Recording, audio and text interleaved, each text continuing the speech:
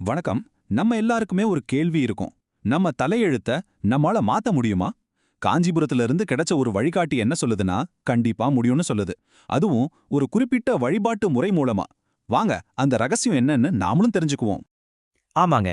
இந்த கேள்வி நம்ம எல்லாருக்குள்ளேயும் எப்பவுமே ஓடிட்டு இருக்கும் இல்லையா? நம்மளோட எதிர்காலம் ஏற்கனவே எழுதப்பட்ட ஒண்ணா? இல்ல அத மாத்தி எழுதுற சக்தி நம்மகிட்ட இருக்கா? வாங்க, இந்த வழிகாட்டி இதுக்கு என்ன பதில் சொல்லுதுன்னு பார்க்கலாம்.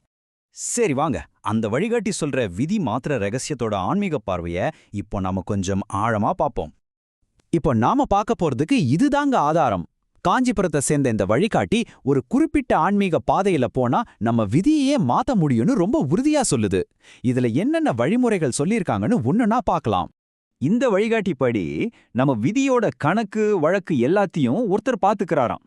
ஒரு தெய்வீக கணக்காளர். அவர் யாருன்னா சித்திரகுப்தர். இவர்தாங்க அந்த சித்திரகுப்தர். இந்த வழிகாட்டி மொத்தமும் இவரை மையமா வச்சுதான் இருக்கு. அப்படி என்ன அவரோட வேலைன்னு கேக்குறீங்களா?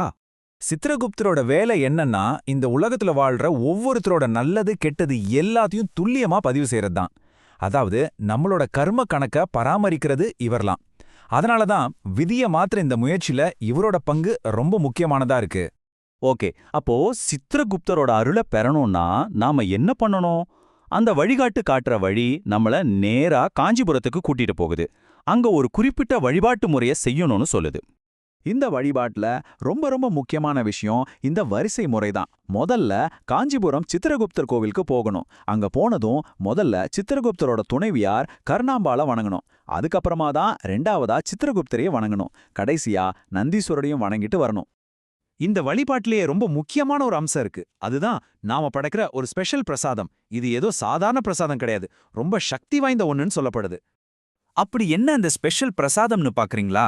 அதுதான் இந்த வெற்றிலை தீபம். பேர்லயே இருக்கு பாருங்க, வெற்றிலைய வச்சு ஏத்துற ஒரு விளக்கு. இதுக்கு தேவைப்படுற பொருட்கள் ரொம்ப எளிமையானதுதான். ஆனா அதுக்குள்ள இருக்கிற ஆன்மீக அர்த்தம் ரொம்ப ஆழமானது. இந்த தீபம் ஏத்துறதுக்கு என்னெல்லாம் வேணும்னு பாத்தீங்கன்னா, ஒரு நல்ல ஃப்ரெஷ்ஷான வெற்றில, அப்புறம் விளக்கு ஏத்த நெய் இல்லனா எண்ணெய், ஒரு திரி, அது கூடவே கொஞ்சமா சக்கரை. இந்த 4 சிம்பிளான பொருட்கள் ஒன்னு சேரும்போது அது விதிய மாத்திர அளவுக்கு சக்தி வாய்ந்த ஒரு பிரசாதமா மாறுதுன்னு ஒரு நம்பிக்கை இருக்கு. பாருங்க, இந்த பிரசாதத்தோட முக்கியத்துவத்தை இந்த வரி எவ்ளோ அழகா சொல்லுது. இது வெறும் சடங்குக்காக செய்யற ஒரு பொருள் இல்ல, நம்ம விதிய மாத்தி எழுதுறதுக்கான பாதையை துறக்கிற ஒரு சாவியாம். சரி, பிரசாதம் படைச்சாச்சு. அடுத்து என்ன? இப்பதான் அந்த சடங்கோட கிளைமேக்ஸுக்கே வரோம். அந்த கடைசி வேண்டுகோள் தான் எல்லாத்தையும் தீர்மானிக்க போகுது. இந்த கடைசி படியோட நோக்கம் ரொம்ப சிம்பிள். அந்த தெய்வீக கணக்காளர்கிட்ட போய், ஐயா, என்னோட கர்மா கணக்க கொஞ்சம் கருணையா பாருங்க அப்படின்னு மனசார கேட்கறது தான். இந்த ஒரு வேண்டுதல் தான் நம்ம செஞ்ச எல்லா வழிபாட்டையும் முழுமையடைய வைக்குது. இந்த கடைசி வேண்டுகோளோட இதயமே இந்த சக்தி வாய்ந்த மந்திரம்தான். நம சிவாயா, உன்னையே சரணடைகிறேன். அதாவது முழுமையா சரணடைஞ்சிடுறது.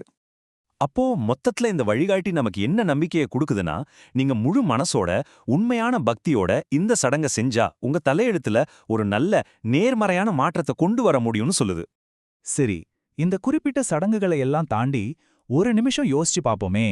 நம்ம விதியை எப்படியாவது மாத்திரணும்னு நமக்குள்ள இருக்கிற இந்த தீராத ஆசை, மனுஷனோட நம்பிக்கை, அதோட சக்தி பத்தி நமக்கு என்ன சொல்லுது? இத பத்தி நீங்க என்ன நினைக்கிறீங்க? யோசிச்சு பாருங்க.